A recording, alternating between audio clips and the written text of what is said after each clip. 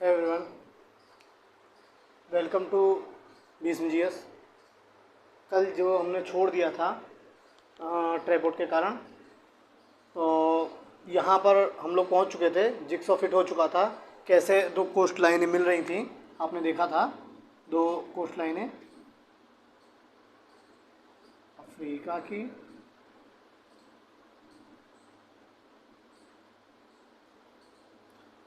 और दक्षिण अमेरिका की।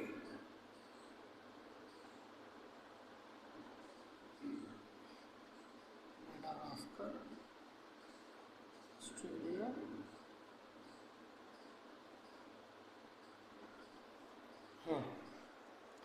कल आपने देखा था कि कैसे ये मिल रही थी। जिक्सॉ फिट एक बराबर था, इन दोनों की रॉक एज बराबर थी, रॉक एज इनकी सब बराबर थी। और कल आपने देखा था माउंटेन जो चेन थी इनकी एक बराबर थी। टिलाइट डिपॉजिट, आज हम ये शुरू करेंगे। टिलाइट डिपॉजिट, टिलाइट मतलब किस तरह पता चलता है कि ये सब एक पहले एक पेंजिया थे, एक ही भूमि का हिस्सा हुआ करते थे। आज हम पता करेंगे कि कैसे ये हम बता सकते हैं कि ये सब एक ही भूमि का हिस्सा थे। टिलाइट डिपॉजिट, आपको इसका मतलब समझ में आ रहा होगा कि जो ठंडी अवसादी चट्टानें होती हैं, जो ठंडा जैसे बर्फ़ होती है, जो जब कभी आइस एज आई होगी, जब पूरी भूमि एक होगी, जब हमारी भूमि कभी एक रही होगी, जब हमारी भूमि कभी एक रही होगी, तब कभी आइस एज शुरू हुई होगी। आइस एज शुरू हुई होगी, जिसके कारण हमें यहाँ पर इन जगहों पे हमें आज भी बर्फ़ के सेडिमेंट्स इरोड हुए मिलते हैं। आपने कुछ चट्टानें देखी होंगी, कुछ पत्थर दक्षिणी भारत में आप गए जानते होंगे, तो एक कोई ऐसे चट्टानों में, पत्थरों में छोटे छोटे कंकड़ होते हैं, उनके अंदर अलग अलग प्रकार के चमकते हुए पत्थर और मिले होते हैं, अलग अलग कलर के होते हैं।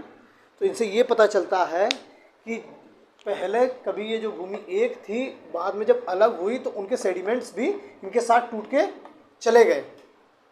लाइट डिपॉजिट से तो यही पता चलता है कि कभी आइस एज आई होगी और ये क्या नाम है, फिर गर्मी हुई होगी, धूप आई होगी, फिर क्या नाम है, ये पिघला होगा, ये ग्लेशियर पिघले होंगे, इरोड हो गया। जब भाई कोई भी चीज़ पिघलेगी तब उसके साथ कुछ ना कुछ भूमि का पार्ट, कुछ ना कुछ क्या नाम है, हमारी मिट्टी साथ में जाएगी कि नहीं, साथ में जाएगी। जब साथ में जाएगी, ये बताते हैं कई वर्षों पहले की बात बताते हैं, कहते हैं आज से 135 मिलियन ईयर पहले हुआ था जो भी हुआ था। तो आप ये जान सकते हैं कि किस तरह बताया जा रहा है ये आपको। अब इसमें इरोडिंग देखिए कैसे हो रही थी, सेडिमेंट इरोड हो रहे थे। सेडिमेंट्स किससे? ग्लेशियर से। क्या हो रही थी? इरोजिंग हो रही थी। क्या बदल रहे थे? अपनी प्लेस बदल रहे थे। अब धीमे धीमे जब क्या नाम है ये बदलने लगे, हम लोग को ये तब पता चला कि ये पहले कभी सारे कॉन्टिनेंट एक हुआ करते थे।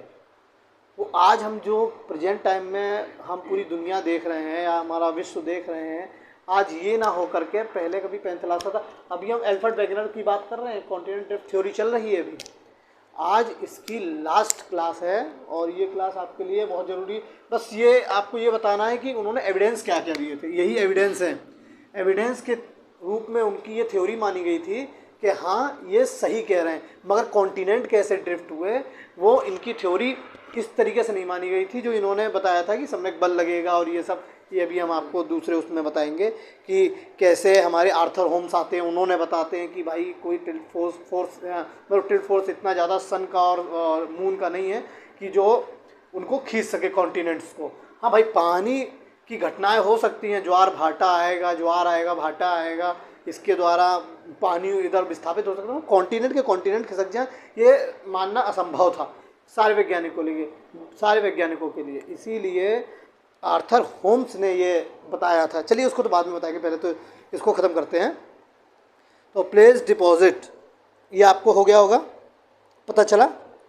अब हम एक वो देखते हैं चेन, जिससे आपको पता चलेगा कि मिटा दो, मिटा दो।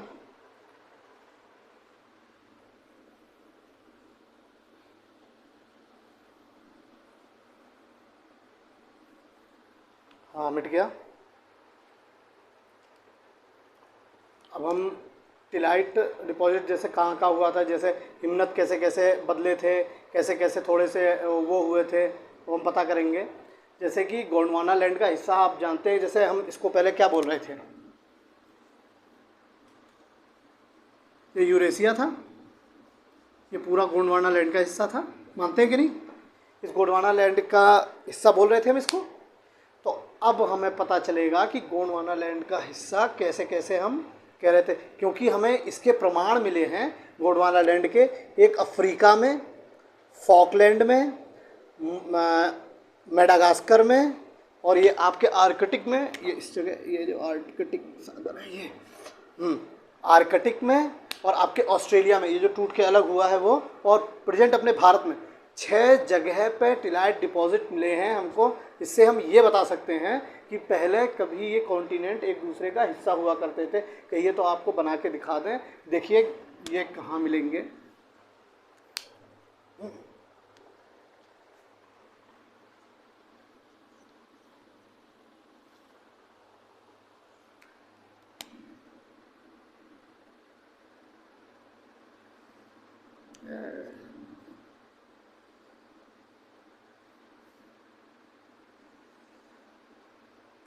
बहुत मोटा हो गया।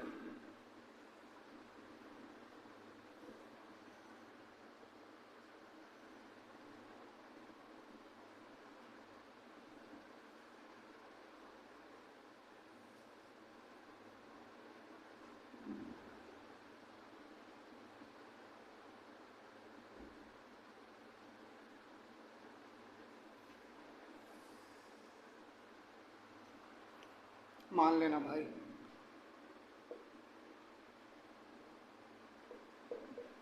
South America, Africa, Madagascar, India, Arctic, Atlantic,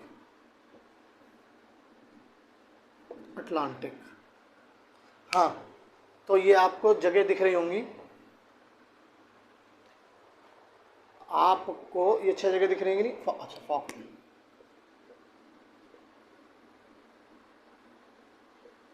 Falkland, ये फॉकलैंड है। ये 6 जगह हमें एक ही प्रकार के सेडिमेंट मिलते हैं। ये देख लीजिए,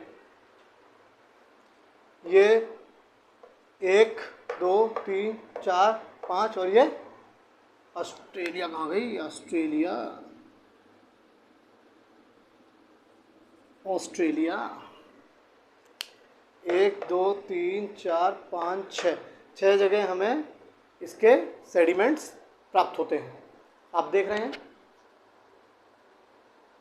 देख लिया होगा, मिटा देता हूँ। अब आगे हम पढ़ेंगे प्लेट कैसे निक्षेपण हुई, कैसे प्लेट डिपॉजिट हो रहे हैं। ठीक है, हम देखेंगे अब जो चीज़ें हमें घाना अफ्रीका में मिल रही हैं, वो रियलिटी में वो जो गोल्ड हमें घाना में मिलता है, आपने देखा होगा गोल्ड,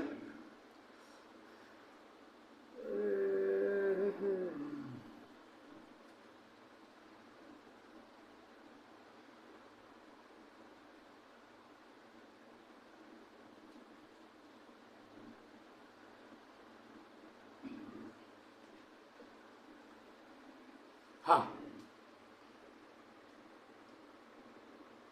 ब्राज़ील, और यहीं पे किनारे कहीं समझ लीजिए घाना भी है।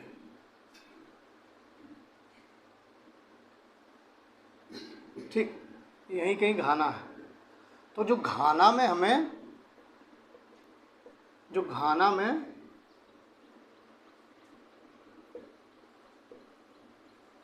हाँ, जो घाना में हमें गोल्ड मिल रहा है, वो यहाँ पर तो उसका कोई सोर्स नहीं है।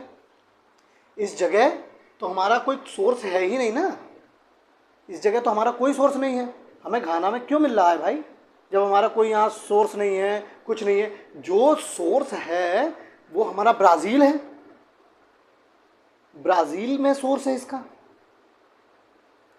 इनसे हमें ये पता चलता है कि कभी ये दोनों कॉन्टिनेंट एक हुआ करते। अभी ये कॉन्टिनेंट की थ्योरी चल रही है कि हम अभी एविडेंस ही दे रहे हैं, हर प्रकार का एविडेंस देने की कोशिश कर रहे हैं कि यहाँ पे सोना क्यों मिल रहा है, जबकि सोना तो यहाँ होना चाहिए। यहाँ पर है सारे सारे सेडिमेंट्स, अंदर से अगर खुदाई करेंगे तो अंदर मिलेगी, यहीं सोना मिलेगा।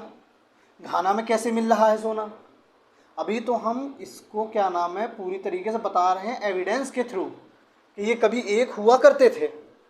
अभी ये मत सोच के चलिएगा कि क्या नाम है अभी वही चल रहा, क्योंकि आज ये तुम्हारा ख़त्म हो जाएगा, आज कुछ बचेगा नहीं इसमें। आज इसको कॉन्टिनेंट ड्रिफ्ट थ्योरी को हम ख़त्म कर देंगे। और पिछली वाली क्लास ज़रूर देख लेना भाई, पिछली वाली क्लास बहुत ज़रूरी है। देख लिया होगा आपने, मिटा दूँ? ठीक, पता चला ना आपको, यहाँ गोल्ड होना चाहिए। ठीक, वो यहाँ क्यों मिल रहा है? कोई कारण तो होगा इसका कि यहाँ मिल रहा है, यहाँ मिल रहा, कोई तो कारण होगा। कभी जब एक हुए होंगे तभी तो मिल रहा है ये। बाद में अलग हो गए, कई साल लगे अलग होने में। वो एक अलग चैप्टर है, उसमें हम अलग टॉपिक है, उसको हम अलग बताएंगे। अगर आप अभी देख रहे हैं इसको,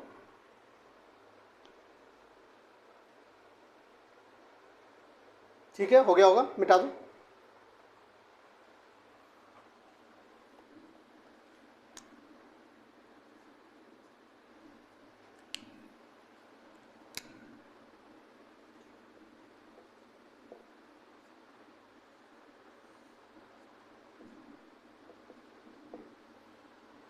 हाँ, देख रहे हैं आप फॉसिल जीवाश्म समझ रहे होंगे।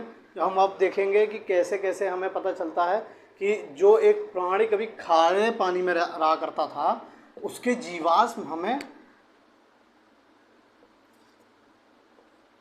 भारत में मिलेंगे, मेडागास्कर में मिलेंगे और दक्षिण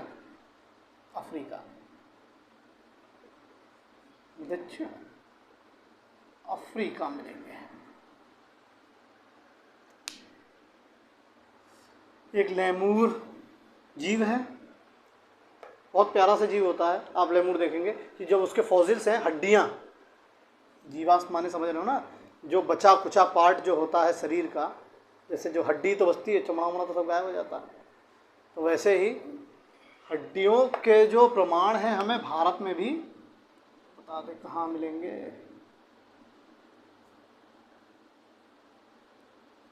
ये दक्षिणी एरिया मिलेंगे यहाँ पर भारत में।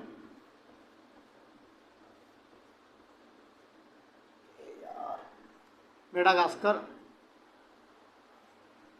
बाकी आपको अफ्रीका तो समझ में आ ही गया होगा।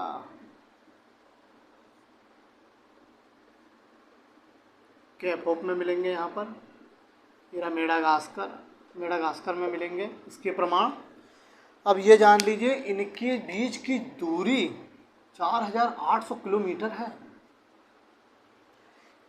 क्या कोई जीव इतना दूर चल के जा सकता है? बोलिए, नहीं चल के जा सकता ना। तब कैसे जीवों का क्या नाम है, जो चीज़ दक्षिणी अफ्रीका में मिल रही है वही जीव के सेडिमेंट्स आपको यहाँ मिल रहे हैं, उसी जीव के फॉसिल्स आपको हमारे भारत में मिल रहे हैं। तो इससे ये पता चलता है कि कभी ये पूरा का पूरा द्वीप कभी एक था, पेंजिया का हिस्सा था।